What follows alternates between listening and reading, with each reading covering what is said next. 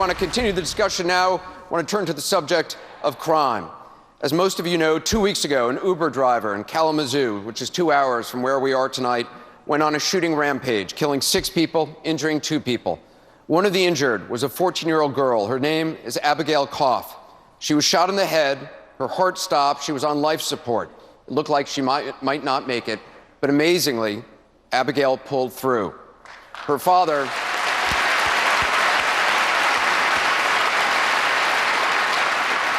Her father, Gene Koff, is here tonight, and I know, Gene, you have a question, but before you ask your question, I just want to ask, how is Abigail doing tonight? She's now laughing and giggling, but she has a long road of physical recovery. That's right.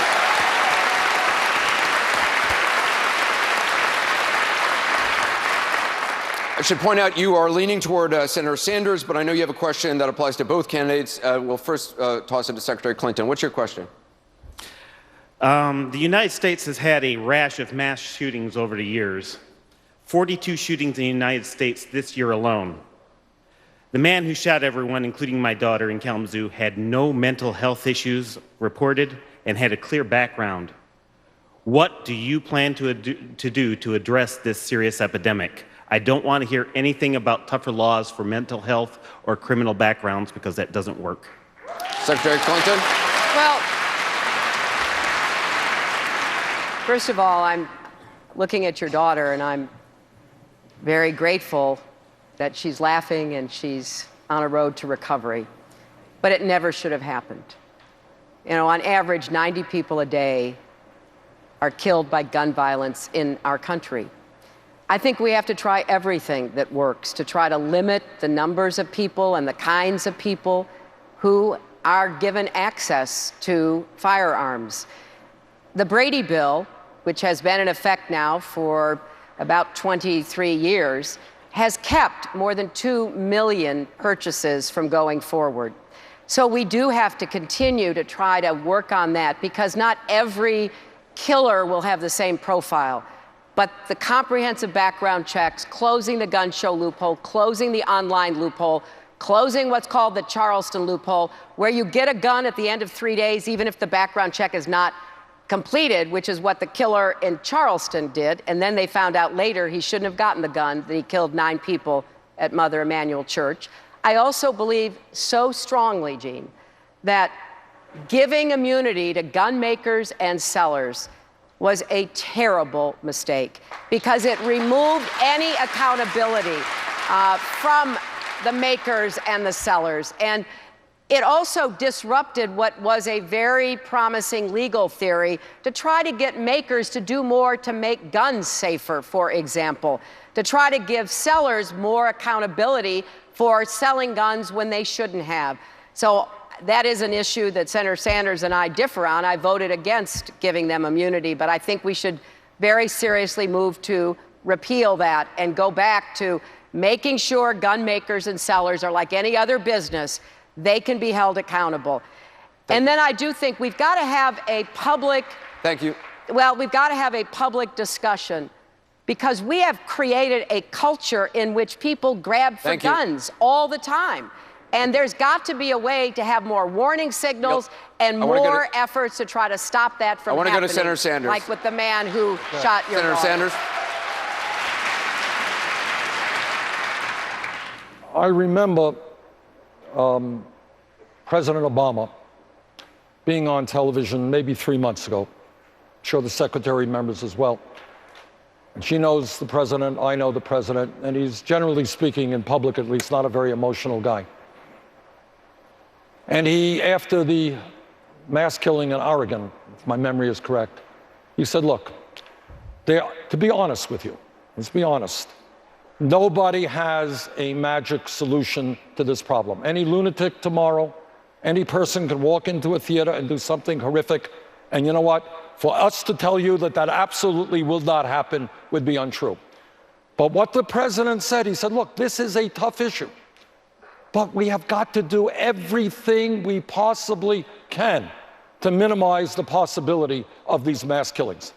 You're looking at a guy who comes from a rural state, no gun control. I have a D- voting record from the NRA. You're looking at a guy who in 1988 lost a statewide election for Congress because I was the only candidate who said, you know what, I don't think it's a great idea in this country to be selling military-style assault weapons which are designed to kill people. Senator Sanders. I lost that election by 3 votes. I agree with what the Secretary said. We need to expand and improve the instant background checks. Bottom line is, people who should not have guns in America should not be able to buy guns in America. Secretary Clinton mentioned the so-called Charleston loophole, what she is calling the Charleston loophole. Is that something, if you were president, you would work to extend that 3-day? I agree. Absolutely. Look, that bill had some sensible provisions. It had the banning of bullets that pierce policemen's armor. Is that a good thing? I think we want to get rid of that. That particular legislation had safety locks on guns so the kids do not pick them up and shoot them. That bill had bad things in it. So you would what I want have said, longer than 3-day waiting period. Absolutely. That was a very arbitrary decision. What that real debate was about, as you may or may not know, was about how long it would take for the instant background check to go into effect. I wanted that instant background check to go into effect as soon as possible. That was the most important part of that bill. Secretary Clinton, Senator Sanders, let me continue to follow up. Because Secretary Clinton mentioned the liability, right now, families of Sandy Hook victims announced that they are going to sue Remington, which made the AR-15, which was used in the Newtown massacre. Now, those families believe that Remington, the distributors, the sellers, should be held legally responsible for how that gun, how their product is used. Now, the lawsuit may not go anywhere because of the bill you voted for, legislation that prevents gun makers from being sued. Tonight, what do you say to those families? Well, this is what I say, if I understand it, and correct me if I'm wrong. If you go to a gun store and you legally purchase a gun, and then 3 days later, you go out and you start killing people, is the point of this lawsuit to hold the gun shop owner or the manufacturer of that gun liable? If that is the point, I have to tell you I disagree.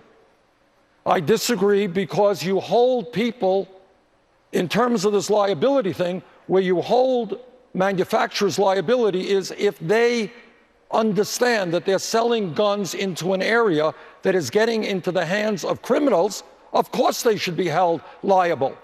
But if they are selling a product to a person who buys it legally, what you're really talking about is ending gun manufacturing in America.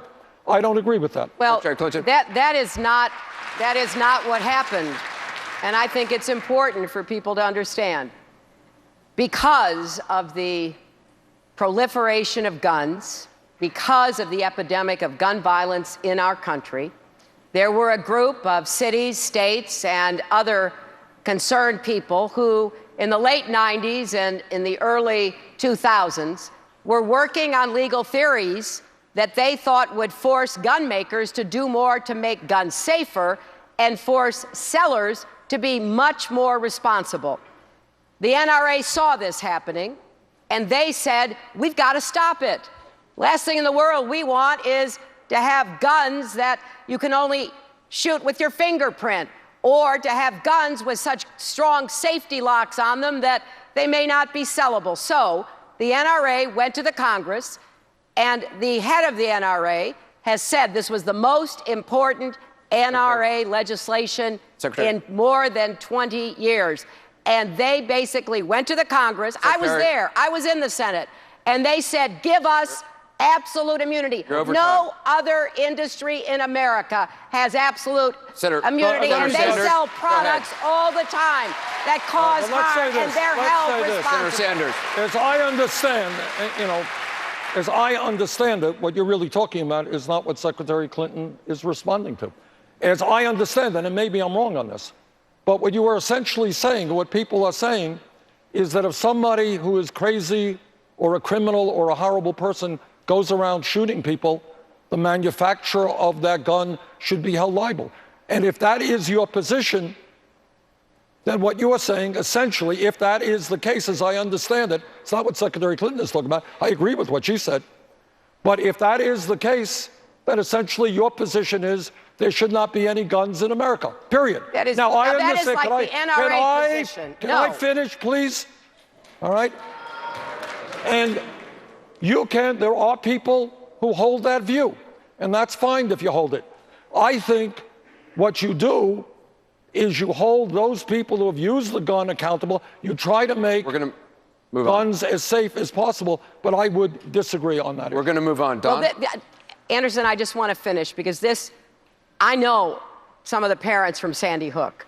I want people in this audience to think about what it must feel like to send off your first grader, little backpack maybe on his or her back, and then the next thing you hear is that somebody has come to that school using an automatic weapon, an AR-15, and murdered those children. Now, they are trying to prevent that from happening to any other family. And the best way to do that is to go right at the people Senator who you Sanders. talk about corporate greed. The gun manufacturers sell guns to make as much money as they can make. Senator Sanders. You know, I think it is a little bit.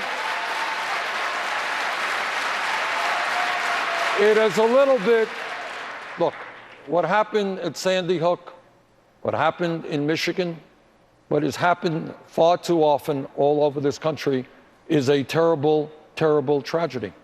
And we have got to do everything we can, as I mentioned a moment ago, to end these mass killings.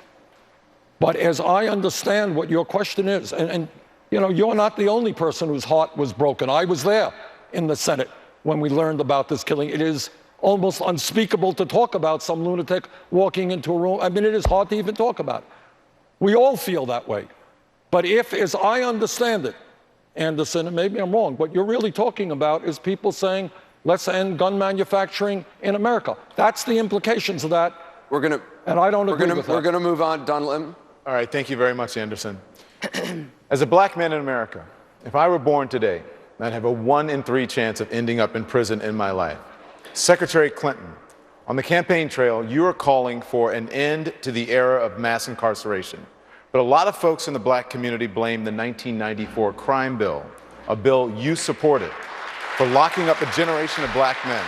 Given what's happened since 1994, why should black people trust you to get it right this time? Well, Don, let me say this. Senator Sanders voted for that bill. We both supported it. And I think it's fair to say we did, because back then there was an outcry over the rising crime rate. And people from all communities were asking that action be taken. Now, my husband said at the NAACP last summer that it solved some problems, but it created other problems, and I agree. And one of those problems was, unfortunately, a move to expand the reasons why people would be incarcerated, not just at the federal level, which was what this bill was about, but in states and localities as well. And that's why the very first speech that I gave in this campaign was about criminal justice reform and ending the era of mass incarceration, because I believe absolutely that too many families were broken up, too many communities were adversely affected. So we've got to do a bunch of things. On the criminal justice side, look, we've got to have better policing. That means body cameras. That means ending profiling. That means doing everything we can to make sure there's respect between the community and the police. And when it comes to incarceration, that means we have to limit mandatory minimums. We have to end disparities in treatment. The question, though, Secretary Clinton, is why should black people trust you this time to get it right? That's the question.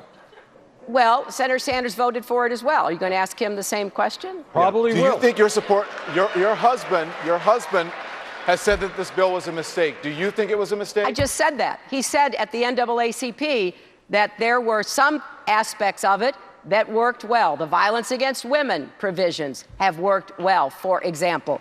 But other aspects of it were a mistake, and I agree. That's why I'm focused and have a very comprehensive approach toward fixing the criminal justice system, going after systemic racism that stalks the criminal justice system, ending private prisons, ending the incarceration of low-level offenders, and I am committed to doing that. And Senator Sanders, before you respond, I want to ask you this. Back in 1994, here's what you warned. You said, we are dooming tens of millions of young people to a future of bitterness, misery, hopelessness, drugs, crime, and violence.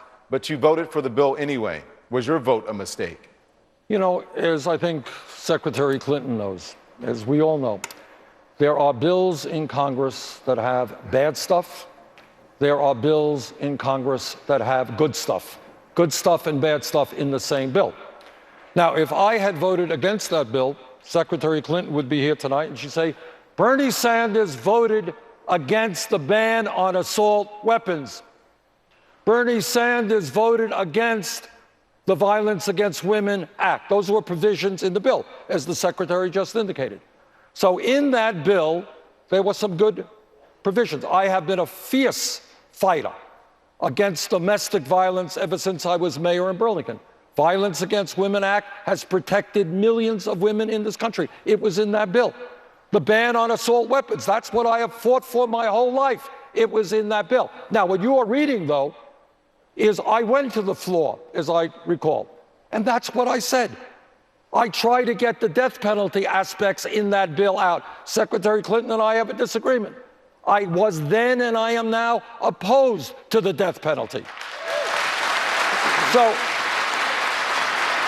to answer your question, what you read was a congressman who was torn, who said there are good things in that bill, there are bad things. Overall, I voted for it. But where we are right now is having 2.2 million people in jail, more than any other country on earth.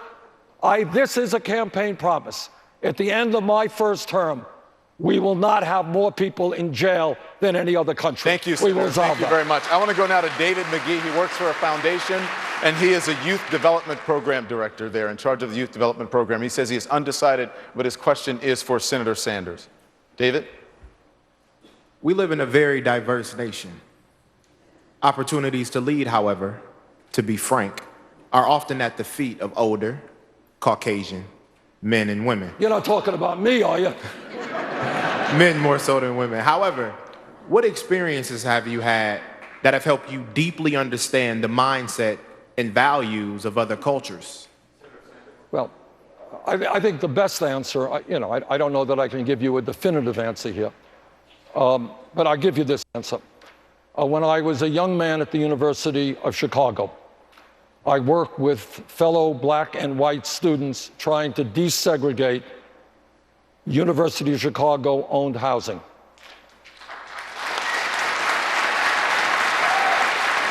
You know, most candidates for president don't usually put this on their resume, but a year later, I was arrested by the Chicago police for trying to desegregate the Chicago school system.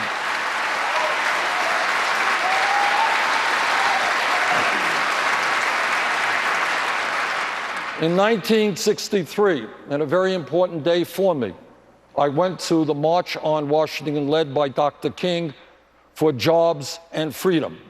And Dr. King has been an important inspiration for me. In this campaign, if you go to berniesanders.com and read our position on criminal justice, it is, I believe, the strongest position of any candidate. And what it says, among many other things, when 51% of African-American kids today are unemployed or underemployed, you know what we're going to do? We're going to provide education and jobs for those kids, not jails and incarceration. In a speech about policing, the FBI director, James Comey, borrowed a phrase from the Broadway show Avenue Q, saying, "Everyone is a little bit racist." So on a personal front, what racial blind spots do you have? Well, let me go answer Mr. McGee's question, because I think it's a very profound one. I think the most important thing that happened to me was a combination of my church and my youth minister when I was a teenager insisting that we go into inner city Chicago, because I lived in a suburb, and have exchanges with kids in black and Hispanic churches. It was also important for me to be a babysitter for the children of migrant workers and to learn more about their lives, and to go hear Dr. King speak in Chicago when I was about 14 years old. That got me thinking about what I needed to do to try to fulfill my faith. And when I was in law school, I had the opportunity to meet a visionary woman named Marian Wright Edelman, who had worked with Dr. King, who was the first African-American woman to pass the Mississippi bar. And I asked her for a job. She said she didn't have any money. I was working my way through law school. She said if I could get a job, get myself paid, she'd give me a job. So I got a Law Student Civil Rights Research Council grant. The first thing she did was send me to South Carolina to investigate juveniles being put into adult jails.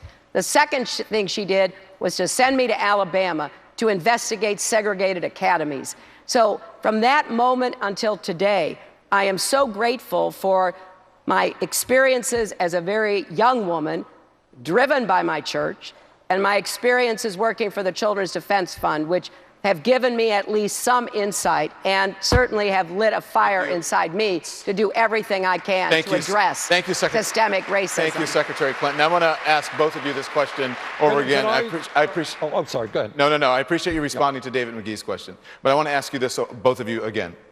In a speech about policing, the FBI Director James Comey borrowed a phrase from the Broadway show Avenue Q, saying, "Everyone is a little bit racist." So on a personal front, what racial blind spots do you have? Secretary, you first. Well, John, if I could, I think being a white person in the United States of America, I know that I've never had the experience that so many of the people in this audience have had. And I think it's incumbent upon me, and what I've been trying to talk about during this campaign, is to urge white people to think about what it is like to have the talk with your kids, scared that your sons or daughters even could get in trouble for no good reason whatsoever, like Sandra Bland, and end up dead in a jail in Texas. And I have spent a lot of time with the mothers of African-American children who have lost them, Trayvon Martin's mother. And I've gotten to know them, I've listened to them, and it has been incredibly humbling because I can't pretend to have the experience that you have had and others have had. But I will do everything that I possibly can to not only do the best to understand and to empathize, but to tear down the barriers of systemic racism that are in the criminal justice system, in the employment system, in the education and healthcare system. That is what I will try to do, to deal with what I know is the racism that still stalks our country. Senator Sanders, on a personal front, what racial blind spots do you have? Let me just very briefly tell you a story. When I was in one of my first years in Congress, I went to a meeting downtown in Washington, D.C., and I went there with another congressman, an African-American congressman. And then we kind of separated during the meeting, and then I saw him out later on, and he was sitting there waiting, and I said, well, let's go out and I'm going to get a cab. How come you didn't go out and get a cab? And he said, no, I don't get cabs in Washington, D.C. This is about 20 years ago. Because he was humiliated by the fact that cab drivers would go past them because he was black. I couldn't believe, you just sit there and you say, this man did not take a cab 20 years ago in Washington, D.C. Tell you another story. I was with some young people active in the Black Lives Matter movement. Young lady comes up to me and she says, you don't understand what police do in certain black communities. You don't understand the degree to which we are terrorized. And I'm not just talking about the horrible shootings that we have seen, which have got to end, and we've got to hold police officers accountable. I'm just talking about everyday activities where police officers are bullying people. So to answer your question, I would say, and I think it's similar to what the Secretary said, when you're white, you don't know what it's like to be living in a ghetto. You don't know what it's like to be poor. You don't know what it's like to be hassled when you walk down the street or you get dragged out of a car. And I believe that as a nation in the year 2016, we must be firm in making it clear we will end institutional racism and reform a broken criminal justice system. Thank you, Senator Sanders. Senator Sanders, a CNN poll found that 64% of Americans felt like race relations got worse over the last decade. You have said race relations would absolutely be better under Sanders' presidency. So how would you be more effective in tackling racial issues than President Barack Obama? It's not a question of being better than President Obama. It is a question of building on the work that President Obama has done, the very important work. You said absolutely, though, in an answer. No, well, he has given us a good basis and foundation. We got to do better than that, and of course we should. But here's what I would do. I would make sure that the Department of Justice investigated every killing of a citizen of this country when they are under apprehension from a police officer or when they are killed in police custody. I would end the militarization of local police departments. I would develop model programs to make police departments look like the communities that they serve. I would end minimal sentencing and give judges more discretion. I would recognize that substance abuse and drug addiction is a health issue, not a criminal issue. Thank you, Senator. And I would make sure that those people who left jail had the education and job training so they don't go back into the same environment which got them in jail in the first place. Senator, thank you very much. Secretary Clinton, in 1996, you used the term super predators to describe some young kids. Some feel like it was racial code. Was it, and were you wrong to use that term? Well, I was speaking about drug cartels and criminal activity that was very concerning to folks across the country. I think it was a poor choice of words. I never used it before. I haven't used it since. I would not use it again. Because my whole life, to go back to what I was saying to Mr. McGee, is, really, ever since I went to work for the Children's Defense Fund, is to try to figure out ways to even the odds for people that are left out and left behind. And I know very well that we have too many kids in our country right now who are living in poverty, who are going to schools like the ones in Detroit that have mold and rodents in them.